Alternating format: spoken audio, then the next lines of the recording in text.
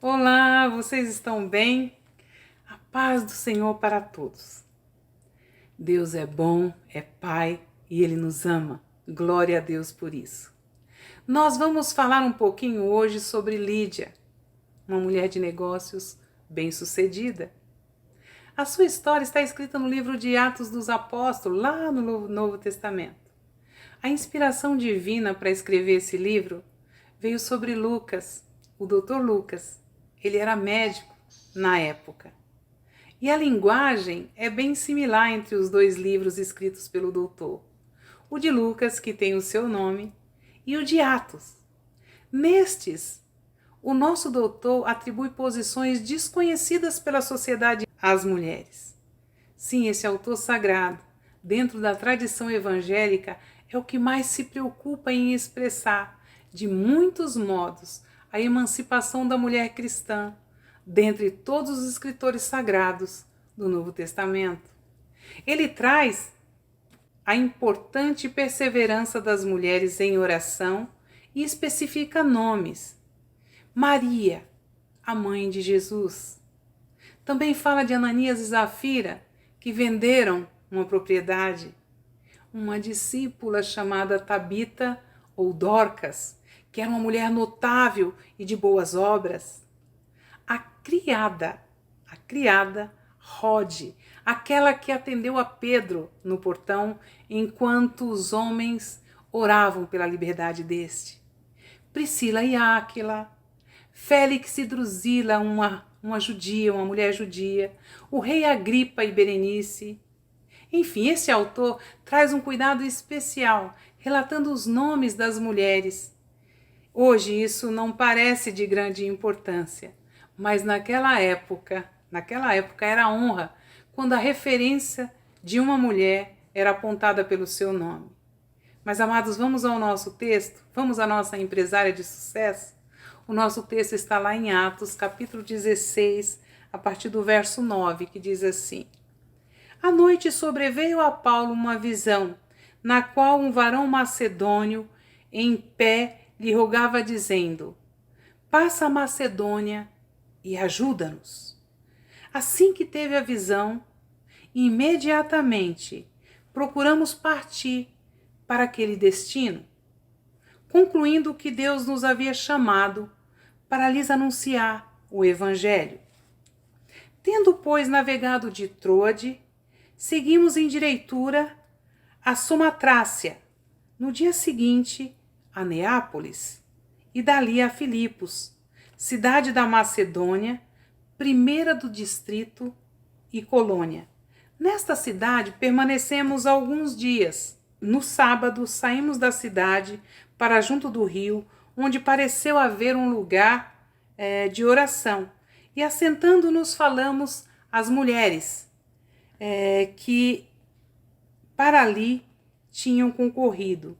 Certa mulher chamada Lídia, não é? Da cidade de Tiatira, vendedora de púrpura e temente a Deus, nos escutava. O Senhor lhe abriu o coração para atender às coisas que o apóstolo Paulo dizia. Amados, olha que interessante.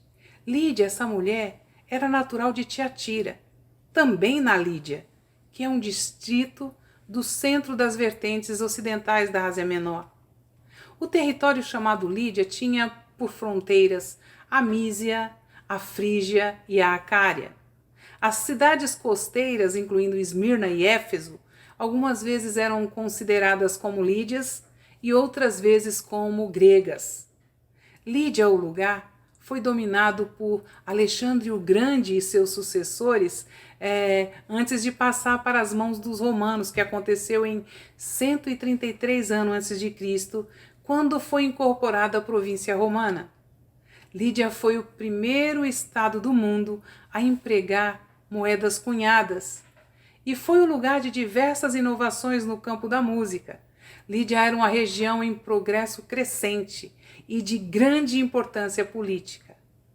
Lídia, agora a mulher que aqui figura como personagem central, provavelmente devia seu nome por causa da sua vinculação com esta província. O que acontecia com muitas mulheres de várias regiões? Nós temos o exemplo disso em Maria de Magdala, que no nosso português traduzimos por Maria Madalena, mas que na realidade era uma Maria que vivia numa região chamada Magdala. Assim também aconteceu com Lídia. Ela era uma bem-sucedida mulher de negócios, uma mulher importante. Ela encabeçava uma família, indicando que ou ela era solteira ou viúva. Acredito através dos estudos, e que ela foi a primeira europeia a se converter ao cristianismo. É bem provável, amados, que ela vendesse o corante chamado púrpura, ou sedas e outros tecidos tingidos com ele, e ou até mesmo negociasse os dois, tanto os tecidos quanto o corante, que era um importante e famoso produto para a confecção de roupas finas daquela época. É possível que Lídia fosse judia, mas muito mais certo é que ela se agrupou ao judaísmo e ela continuava se esforçando por cumprir suas obrigações religiosas segundo as formas judaicas, ainda que não contasse com qualquer ajuda exterior nesse particular e nem tivesse qualquer sinagoga que a encorajasse em suas práticas. Sabendo que o apóstolo Paulo foi direcionado por Deus à pregação para a conversão dos judeus, nós podemos entender a atenção de Lídia em ouvir o apóstolo Paulo. O texto nos diz que o Senhor lhe abriu o coração para atender às coisas que Paulo dizia. Ele, Paulo, sabia e entendia do que estava falando. Ele era estudioso e cumpridor das leis judaicas antes da sua conversão. Ninguém melhor do que ele para fazer os contrastes e discussões necessários e eficientes entre a lei de Deus e a graça de Deus.